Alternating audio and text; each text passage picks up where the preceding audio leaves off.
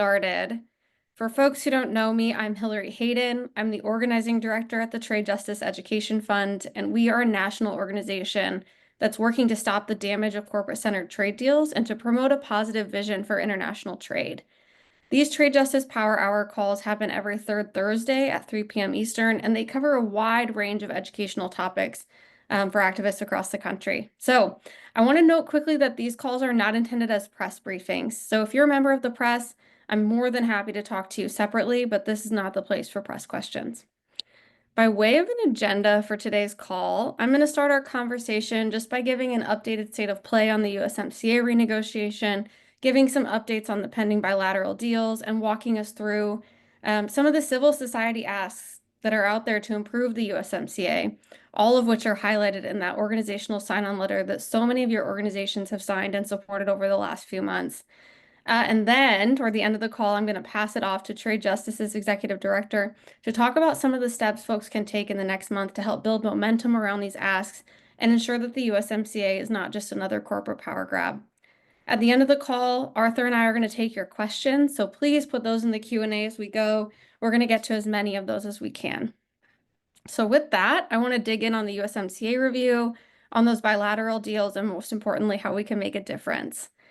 If any of you have been to these briefings recently, you know that the mandatory 6-year review of the US-Mexico-Canada agreement, which is Trump's revised NAFTA deal from his first term in office, is more or less upon us at this point. Countries are starting to stake out positions, the negotiations are heating up, and they're going to continue to heat up in earnest over the course of this year. We're 5 years now into the USMCA, a trade deal that Trump promised would bring jobs pouring back into the United States. And we can see after these 5 years that the opposite of that is true.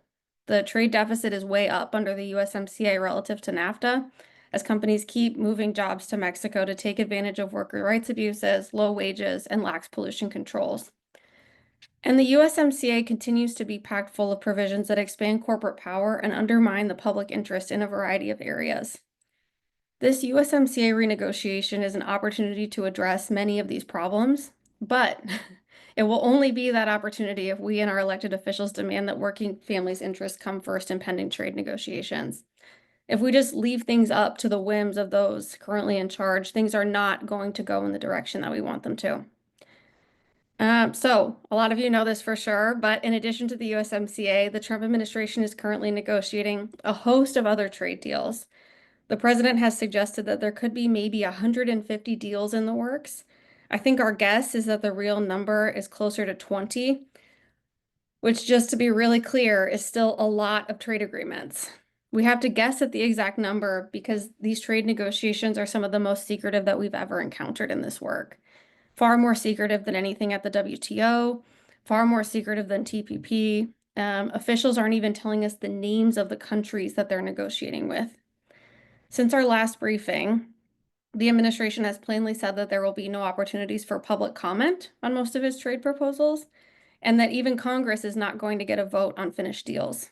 So the backroom nature of these deals is more than enough to put our hair on end.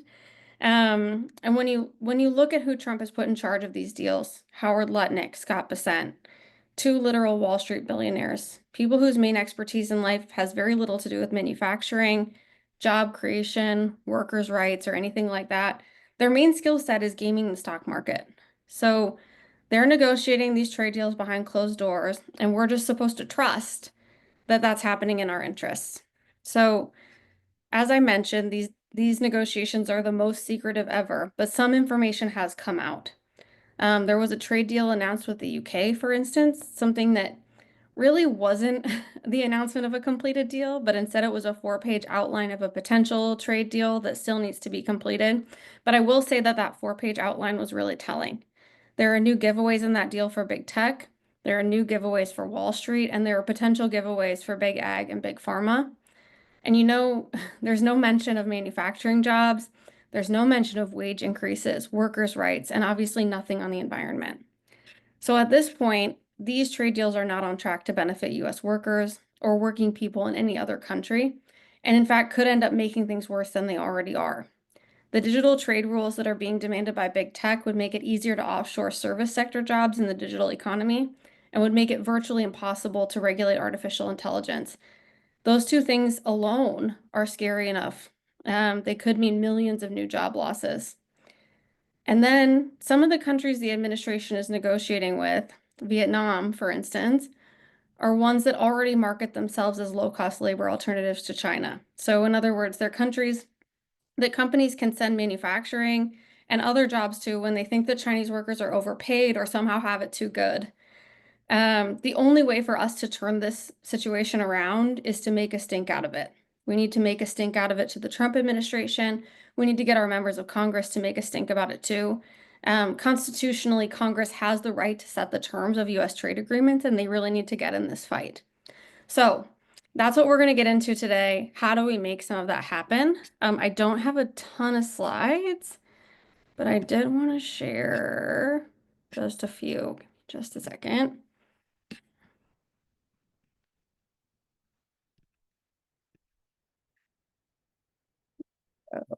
All right, I think that should be stat, Clayton or Arthur. You'll tell me if it's not right. So why are we so focused on the USMCA?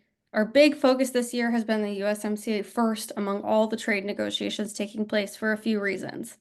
Number one, the USMCA review is mandated both in the USMCA text itself and in the implementing law that was passed by Congress.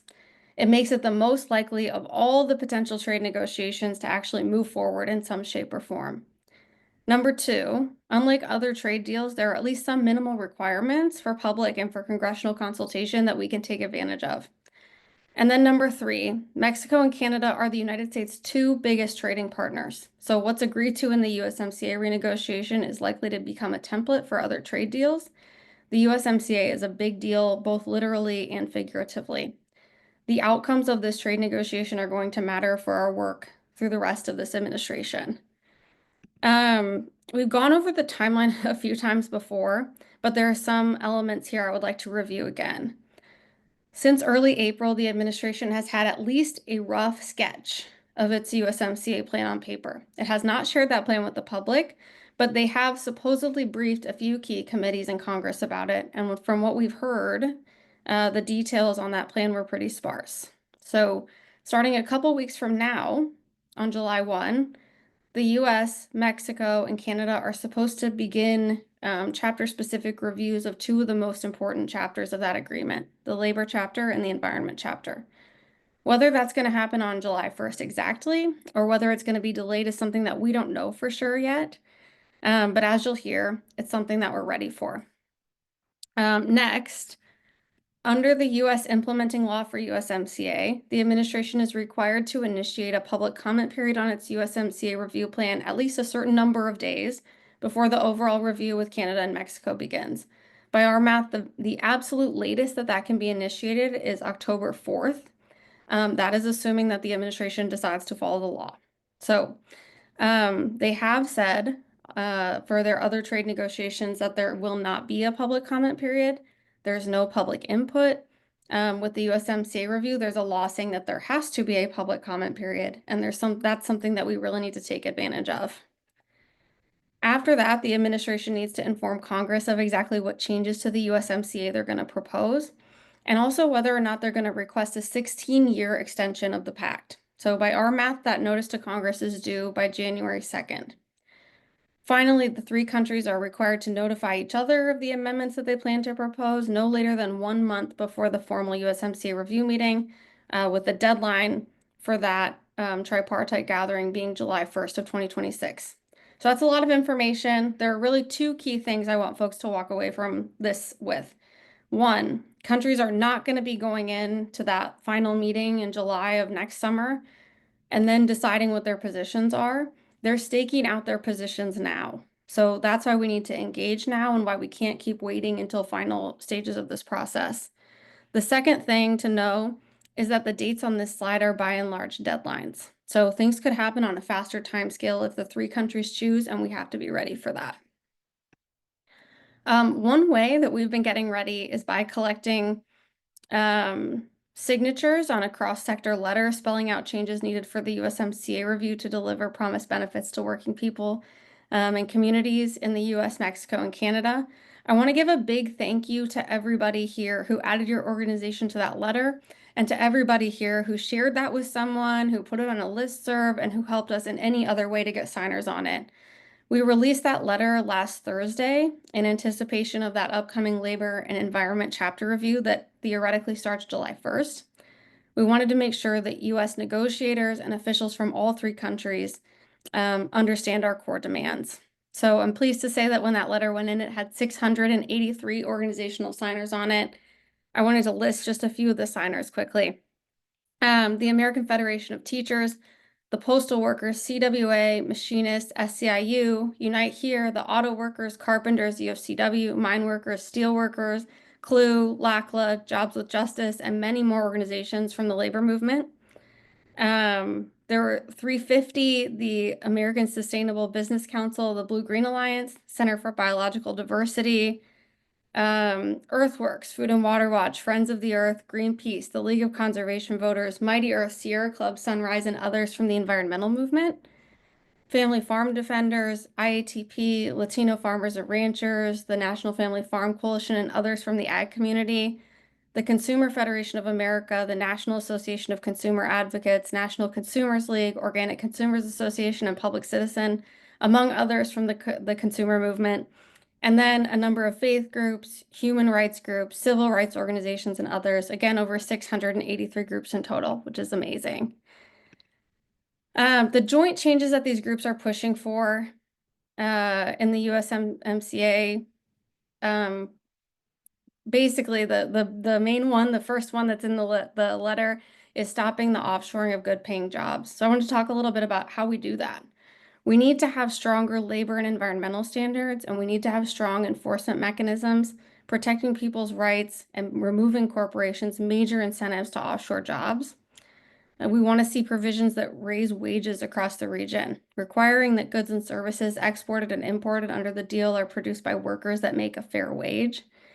And then we want to see some anti-circumvention measures, including things like strong rules of origin, that ensure that more of the parts used in goods assembled in North America are actually produced in North America under the strong labor and environmental standards that the pact promotes. Beyond that, groups want provisions that strengthen rural communities in the US, in Mexico, and in Canada. That starts with provisions that safeguard governments' rights to manage agricultural supplies at fair prices, that at a minimum cover farmers' costs of production.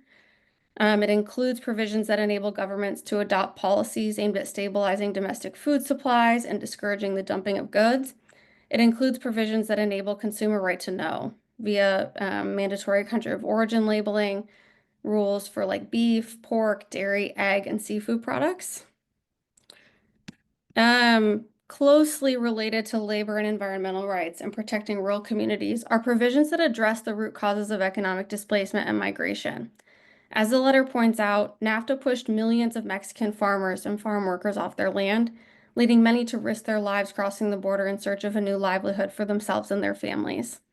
Let's address that and the other root causes of migration rather than demonizing and scapegoating immigrants for problems that we know were really caused by prioritizing corporate interests in trade deals, not caused, right, by our undocumented neighbors. The letter calls for an end to the USMCA's most egregious corporate giveaways, including things like the big tech giveaways I mentioned at the start of this briefing, which undermine consumer privacy, data security, AI accountability, and more, and help companies offshore jobs in the digital economy. The letter also calls for the full elimination of investor-state dispute settlement, ISDS, which we've discussed many times before, and calls for an end to other trade provisions that threaten clean industrialization and public interest policies.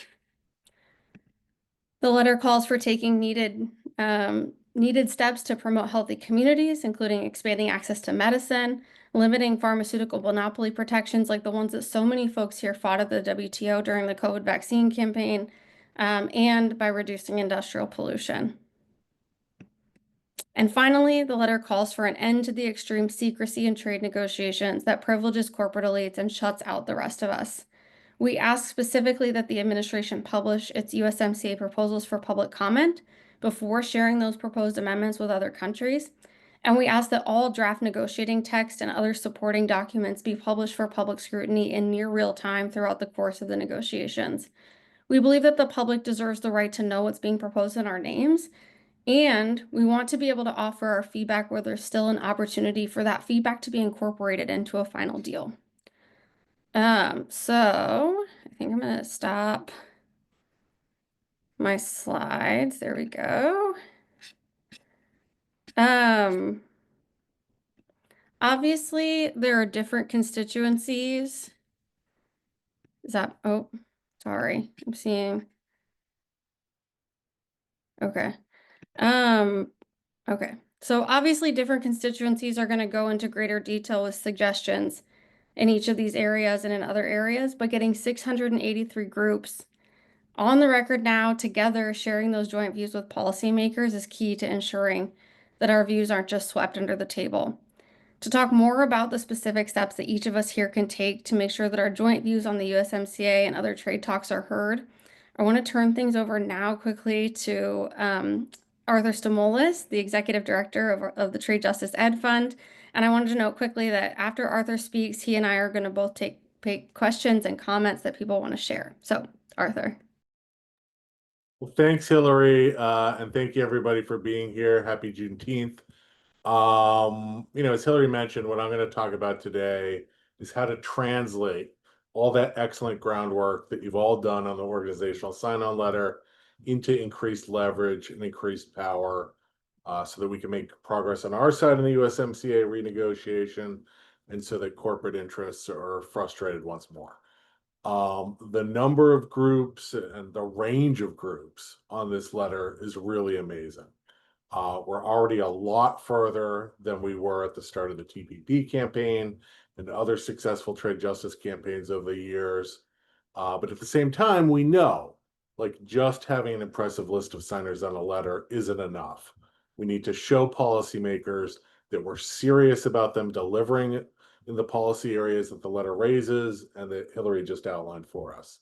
So that's what I'm going to talk about, how we can do that together. Um, First of all, I could just mention key trade officials in the Trump administration have already received the letter. I've sent it to them. Some of our core national partners have also sent it to them. There's been coverage of the letter in key Inside the Beltway publications, so that, ones that trade officials monitor. And it's good that members of the administration get the letter from us and see that it's not just the national level labor unions and civil society groups that are on there, but hundreds and hundreds of groups from across the country that have also signed. That lets the administration know, people across the country are being brought up to speed on the USMCA review. They have opinions about it, and it introduces some semblance of political accountability. One of the things we have going for us is that fixing our broken trade policy, unlike most of the important issues that we're all working with today, is something that Trump actually campaigned on and claims that he is for. So him and his advisors understanding that people know his USMCA trade deal didn't meet the promises he made about it, that it's a failed agreement, and that we're watching him on the renegotiation, and that we're going to hold his feet to the fire on it, that's very useful for us. And one small thing that everyone can do is just to help amplify that letter on social media, whether that be Facebook or Twitter or TikTok, or if you're on Blue Sky or Truth Social, if any of you are on that. Increasing social media about the USMCA also reinforces that message that it's not just the national groups that care about this, but people outside of DC too. So one of my colleagues will put some social media links in the chat. We'd love your help amplifying. We'll circulate those in the follow-up email to this meeting too. You've already got in the chat a link to the letter so you can make your own posts about it. That's one thing. Take a couple minutes, make some social media posts. The other much more exciting thing that we need your help with, and I know, like, more exciting than a tweet or a Facebook post. I hope everyone's sitting down. But the other very important thing that we need your help with is physically delivering a hard copy of that sign-on letter to your members of Congress, and in particular to your member of the U.S. House of Representatives. As Hillary mentioned at the start, if we really want to increase our leverage over the USMCA review and all these other pending trade negotiations. We really need to get Congress involved. And Hillary, if you could please share that slide I prepared.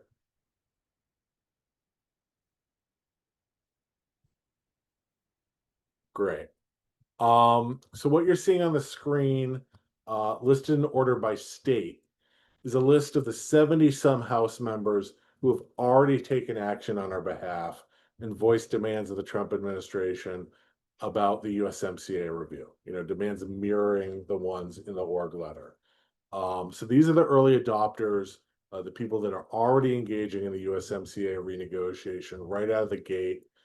Many of them are longtime fair trade champions like Rosa DeLauro and Marcy Kaptur and Jan Schakowsky and others. But if you look closely, you might notice a bunch of new names on this list. And that's because 2/3 of the Democratic freshman class are already on there. And, just a huge thank you to everyone who's made sure to speak with new members of Congress about the importance of trade policy. Obviously, that outreach has already been highly effective. Um, but these are the folks who are already with us in the USMCA fight. And if you have a hard time seeing the screen, I know the print is small, just email me or Hillary with your Congress member's name, and we can tell you if they're on there or not. If one of these 70 some representatives is your member of Congress, we'd love for you to sign up to go to their district office at whatever point works for you over the course of the next month.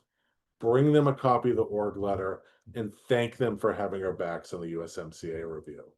It lets them know that people have noticed and appreciate their leadership on this issue, and it hopefully helps keep them engaged for the long haul.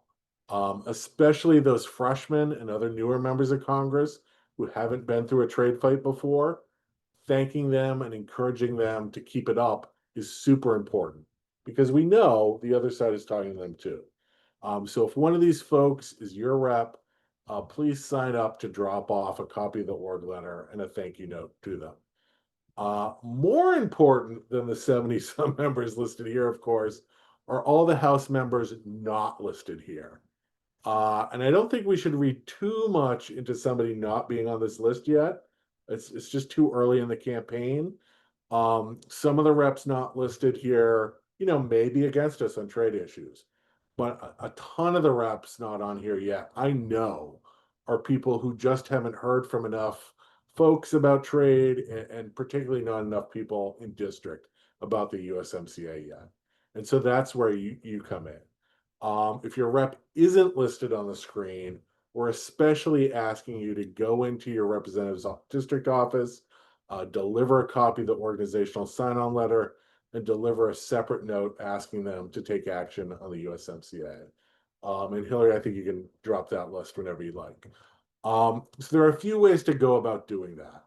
Option one, if you're part of an organization that already has a meeting on the books with your representative or a member of their staff, just incorporate the USMCA as one of the issues you discuss in that meeting, in whatever ways you feel are appropriate. And we can send you talking points and leave behind materials to aid in that conversation. Option two, if you're willing to request a meeting with the representative or their staff, put in that request now and talk about the USMCA with them whenever that meeting request is granted. Members of Congress are at home in district a lot this time of year. We're in the June congressional recess right now. The 4th of July recess is coming up right around the corner. Later in July, they break all the way through Labor Day. So there should be plenty of opportunities to meet over the next 4, 5, 6 weeks. And the trick I tend to use when requesting a meeting is asking for their first available meeting. Once they've offered you a time, you can then negotiate to change that time if it's not convenient for you. But if you go in and you ask for a specific day or even a specific week, it's easy for them to say, I'm sorry, the Congress member is booked at that time. If you ask for the first available meeting, the next available meeting, they can't play the scheduling game so easily. So anyhow, those are two options. And then option number three, which I suspect most people will take us up on, is simply just go by your rep's office any point over the next month that's convenient to you and drop off a copy of the org letter and a note asking them to take action on the USMCA. You don't need a meeting or an appointment for that type of let drop. And you don't really need to do a lot of talking either. You just go during your lunch break or whatever time works for you, assuming the office is open, then of course, and you drop off the materials and just ask the person at the desk to share them with a Congress member. Um, no matter which of these delivery options you choose, we are here to make things as easy as humanly possible for you. My colleague right now, I think, has already posted a link in the chat that you can use to sign up to do a letter delivery.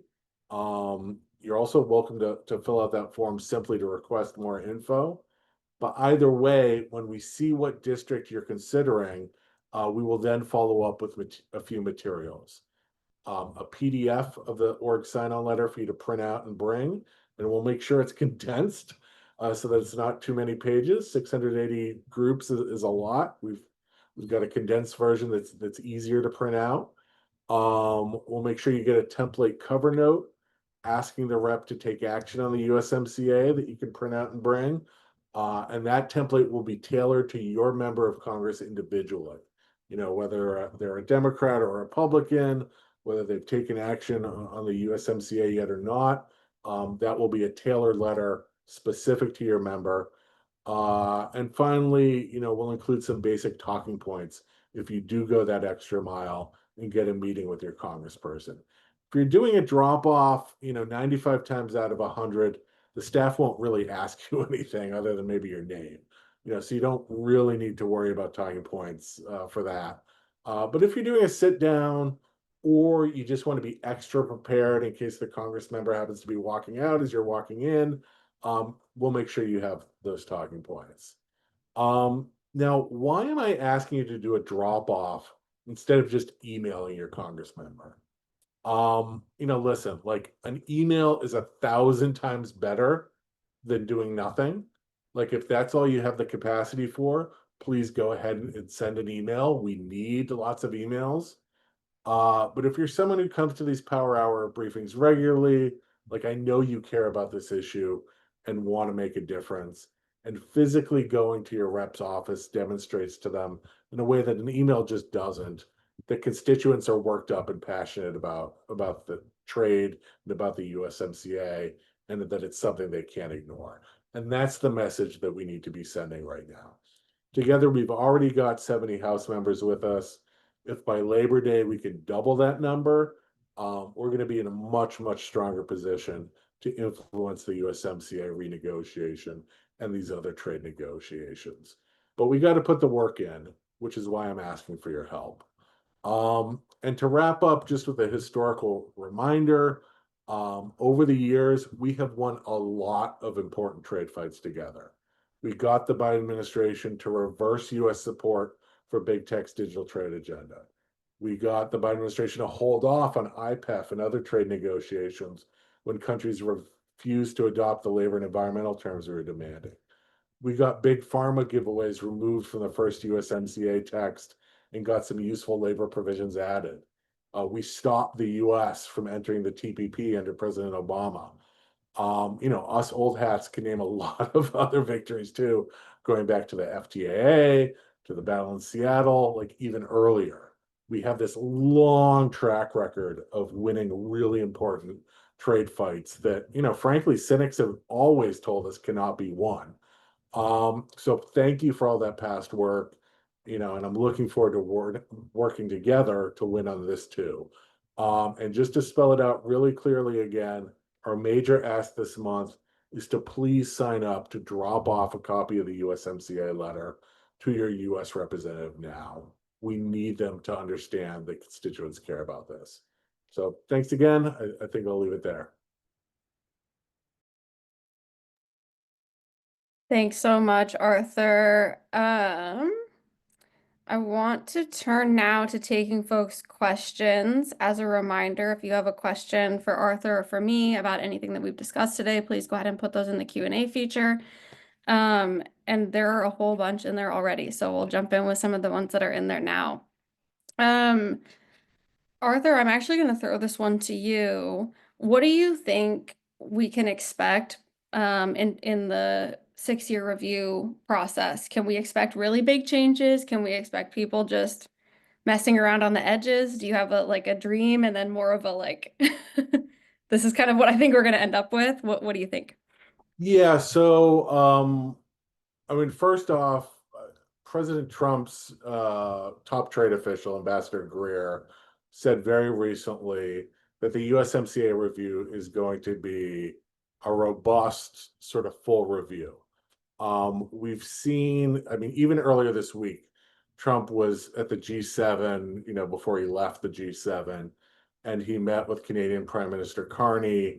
And out of that process, Prime Minister Carney said, we expect to have a trade deal with the US in the next 30 days.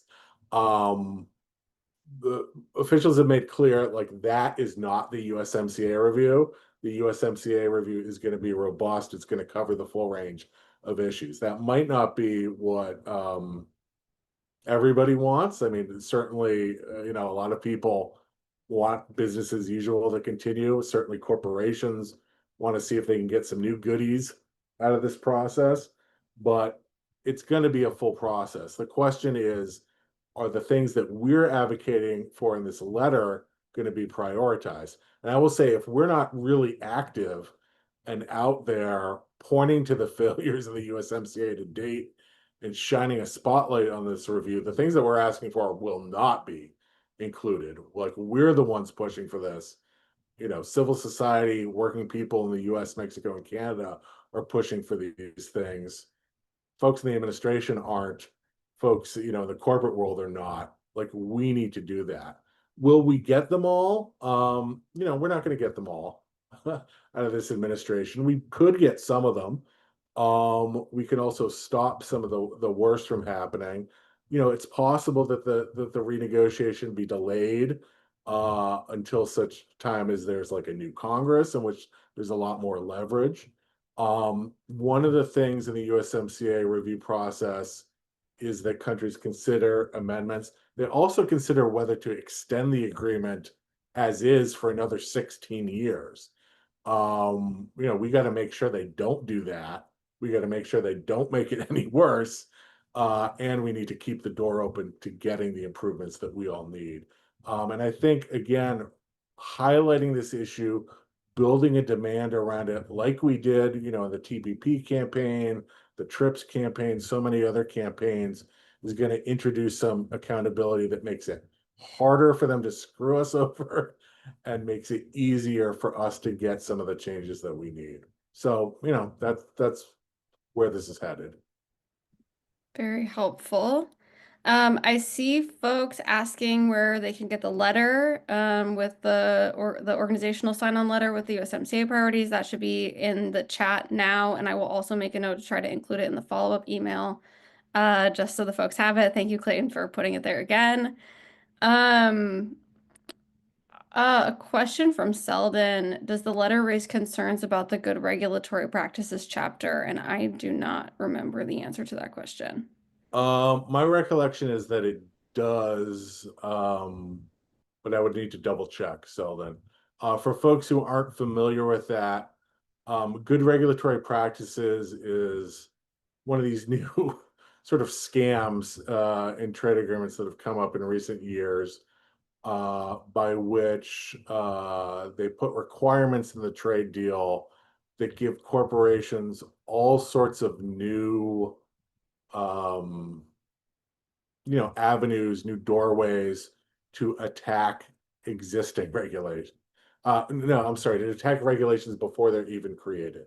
So folks who are familiar with investor state dispute settlement, ISDS, that's a process by which corporations can attack existing regulations and laws in court decisions as a so-called barrier to trade in violation of trade rules, and try to dismantle and attack new policies after they're enacted. Good regulatory practices help corporations slow, weaken, and even derail regulations before they're even made. Um, Thankfully, thus far in the US trade agreements that have included GRP provisions, they've largely been sort of voluntary, like, shall strive to, to do something, shall endeavor to do something rather than countries must do this. So it hasn't been, as harmful as it could be. But, this is not an area we want to see expanded. And in fact, is an area we want to see fixed and GRP provisions removed from our trade deals. So that is definitely part of the agenda. And thank you, Julie, for pointing out that it did make it into the letter. There's there's a number of letters going around.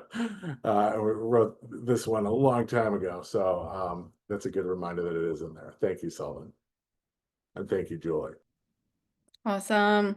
Arthur, there's some folks asking for access to the list of congressional members. Do you have any hesitation to me sharing that slide somehow in the follow-up email?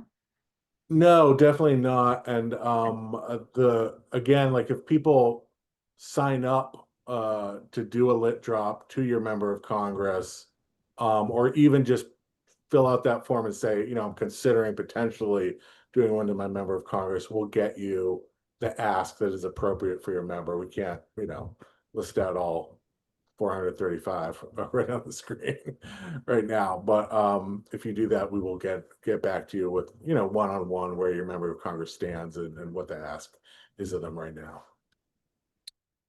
I saw a very related question in the chat a second ago. Let me go try to grab that. Um, Irene asked if why there's no Republican members of Congress on that screen and if we should be bugging Republicans. I will share quickly that the Dear Colleague letter, as far as I'm aware, Dear Colleague letters kind of circulate among Republicans or circulate among Democrats. So that Dear Colleague letter is basically open just to Democrats. Is that right, Arthur? But that we are I asking mean, folks to it's do certainly so. open to anyone. I will say, um, I think it's important that Republicans understand that their constituents care about the USMCA review, that they understand that the USMCA to date has not created the jobs that were promised, has not benefited family farmers in the ways that are promised. So I do think it's important that folks meet with and speak with and pressure their Republican members of Congress. I mean, obviously, most Republicans are not going to adopt the progressive agenda that we're pushing, but letting them know that people do care about this and that they're watching, can help prevent some of the worst from happening, and makes it easier in the long run for us to get where we need to go. So, unfortunately, no Republicans have yet endorsed our broad agenda, but we don't necessarily need them to. We just need to keep pushing.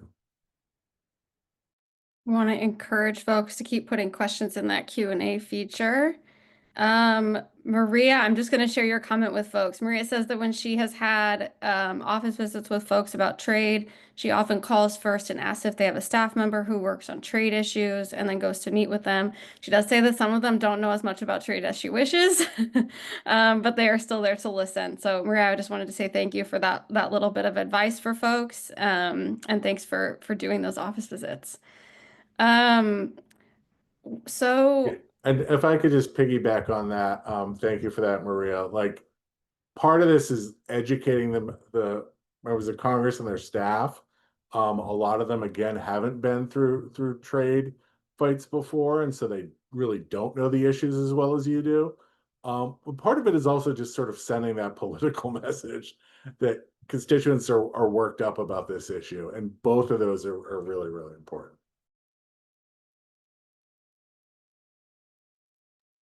So, all right. Carl is asking, what are some changes to the rapid response mechanism that can be made that would go beyond just being site specific, but holding the corporation accountable?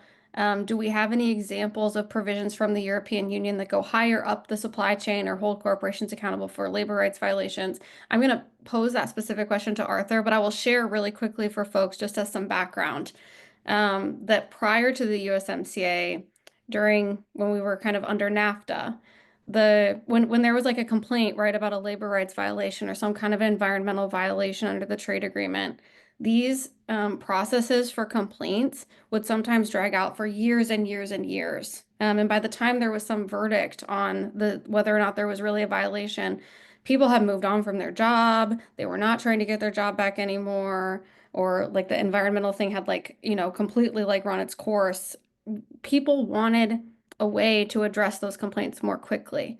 And so what the rapid response mechanism did is allowed there to be some kind of investigation on a facility specific level that looked at the specific labor rights violation or whatever else was going on.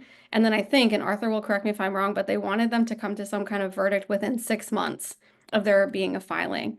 And so there's some ways that this has like improved the landscape, but there's also, as Carl's noting in his question, some shortcomings of this system. So Arthur, do you have any specific ideas on improving the rapid response mechanism?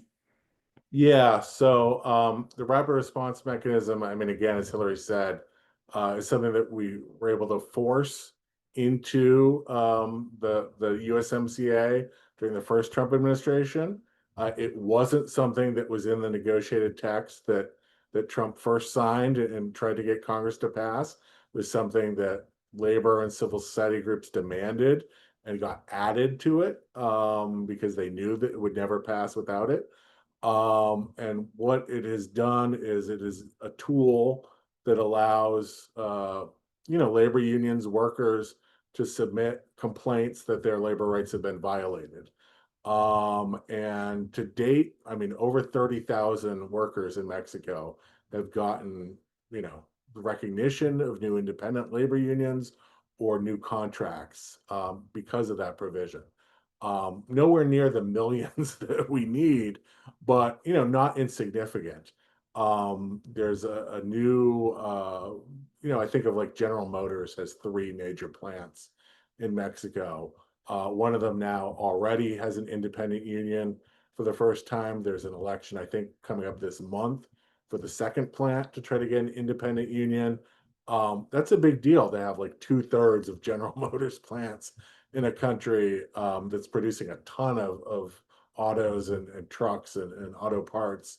To have independent unions for the first time. I mean, that helps create a middle class in the country. It creates all sorts of new opportunities for cross-border labor cooperation. It's a big deal.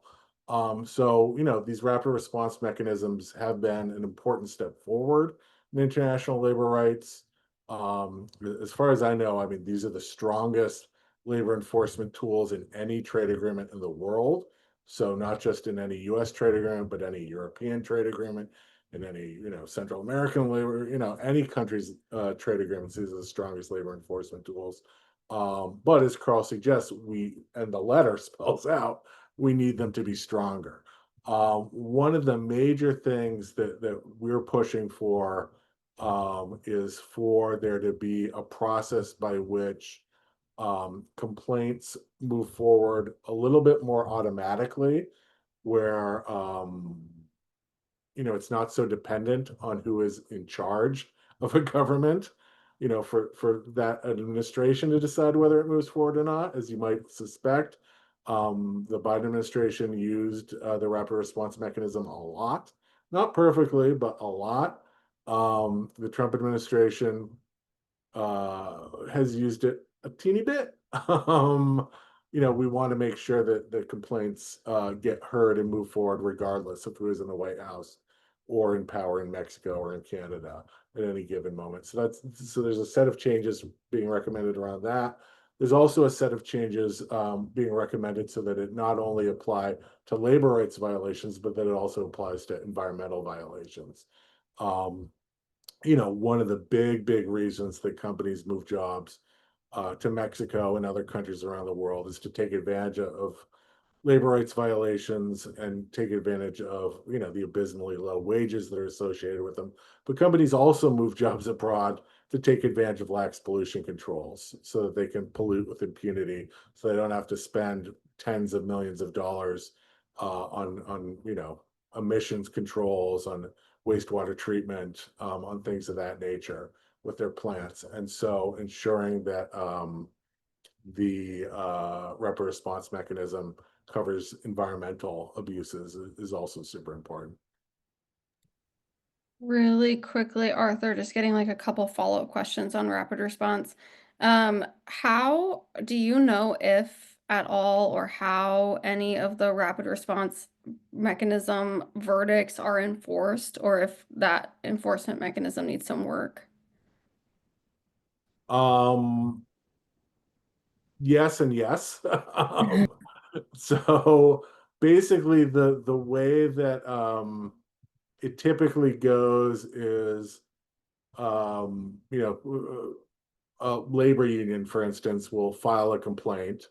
Um, in the US, it would be to whoever's in, it would be to the administration. The administration considers that complaint, whether they agree that a violation is taking place. They have to do that review relatively quickly. Then they present that complaint to the other country, and those two countries agree whether a violation is taking place or not. And then there's either a remediation plan that both countries agree to, or a series of penalties go into place, like potentially introducing higher tariffs or even banning products from that plant from entering. One of the problems that we have with the rapid response mechanism is when there's those negotiated settlements, they don't always involve the actual workers at the plants whose rights are being violated. So we'd like to see a much greater role. I mean, at least some initial consultation with affected workers on proposed settlements before they move forward. So that's one of the things we're looking at and advocating for. Very helpful. Um, what kind of press coverage are we getting on this? I will say quickly, and I'm sure already see Arthur off mute. He's eager to jump on this one too. I will say quickly that I feel that the vast majority of the USMCA coverage has kind of been pushed aside by the bilaterals and t tariff conversation that I cannot turn on any news without seeing right now. But there are little moments when all of a sudden, all day, one day, they're talking about USMCA because of something that Trump did or said.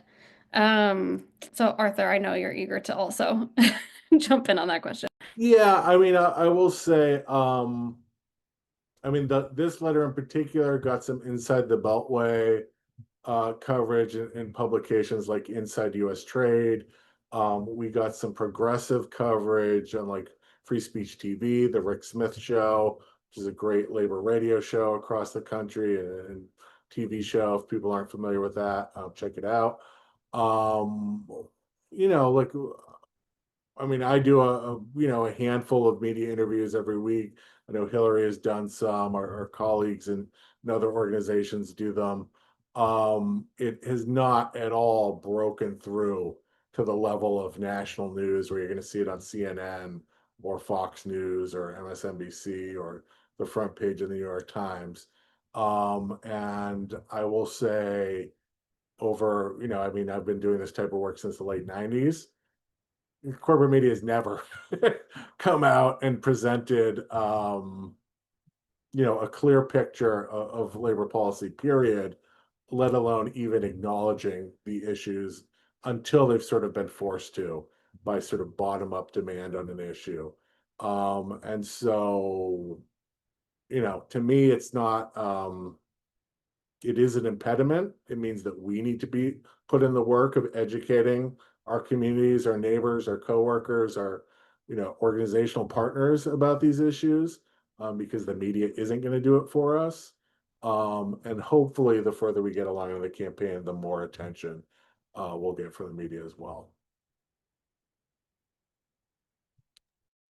Helpful. I actually really like this question, and I'm going to take it first. And then, Arthur, if you have anything to add, I'd be curious what you think. Richard asks, I wonder if a lot of Americans, especially those who idolize Trump, think that having Trump in power means that this kind of trade work is just not needed anymore. How do we deal with this kind of thinking when so much of this work is technical and detailed? And Richard, I hear you and I feel you on how difficult and technical and detailed this work is. I also hear you have many Republican family members and close friends that live in very Trump-esque parts of the country. And I'll say quickly that I think one of the most important things for folks to do is just to be sure to juxtapose what Trump says that he's going to do versus what he actually does. Because it's one thing, right? For someone who's in power who has railed on how trade has hurt working people in the United States to talk about all of that. But I think then we have to look and we have to ask, and we can ask this of our Democratic representatives too, right? Are you actually doing something to fix those problems? And so I think for us, that's kind of the role that I see us playing. And Arthur, I'm curious if you have anything to add on that question. No, I think that's perfect.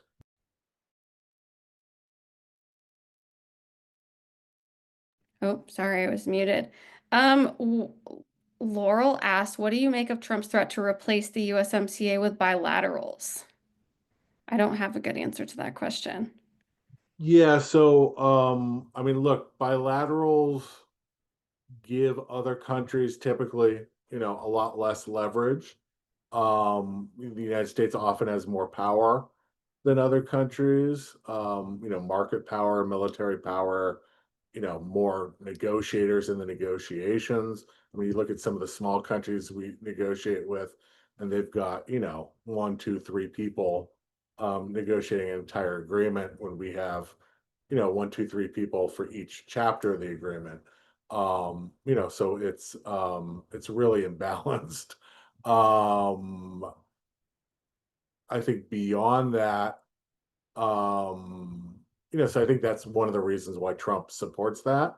For us, it's like, what are the contents of the deal? Uh, and if there was a way to get really strong progressive deals that were helping create jobs for working people in both countries and lifting standards for working people in both countries and making environmental improvements and improvements to public health. We'd love bilateral deals, go for it. The problem is that that's not really what's happening here. As I mentioned earlier, there's talk already this week of like a bilateral deal with Canada that will, theoretically involve reducing threatened tariffs for, maybe getting some giveaways to big tech. I don't know what those deals might entail. It's part of the reasons why the secrecy around here is so bad and something we need to push back against. But I don't think that bilaterals will displace uh the USMCA or a USMCA review, at least at this stage. Trump officials are saying, whatever the outcome of bilateral talks, there will continue to be a USMCA review as well. I mean, it's required by the text of the USMCA, it's required by the text of US law. So, this is going to move forward. So we'll see, but that's where we are right now. Thank you so much, Arthur. I think we're gonna leave Q&A there. I want to thank folks for putting such excellent questions. One thing I love about these calls is that there's folks who attend them every month that have been working on trade for so long that I always almost always learn something just by either hearing speakers answer your questions or from having to find the answers to your questions after the calls. So I want to thank folks for all the great questions that you posed on the USMCA. I do want to remind folks to be on the lookout either this afternoon or early tomorrow for a follow-up email from me. It's going to have a recording of this call. It's going to have links to the form that Arthur discussed that folks can fill out if you want to do a letter delivery. It's going to have links to all those social media posts, which I keep getting Instagram notifications on my phone. So thank you to folks that are sharing and liking that already. So just again, be on the lookout for that email, fill that form out, and we'll send you some resources and get in touch with you about doing letter deliveries and what that can look like. I want to give everybody a big thank you for coming this afternoon. And thank you, Arthur, for joining to talk us through kind of where that congressional um, letter and letter drop-offs are headed. Thank you so much, everyone. Have a great afternoon. We'll be in touch.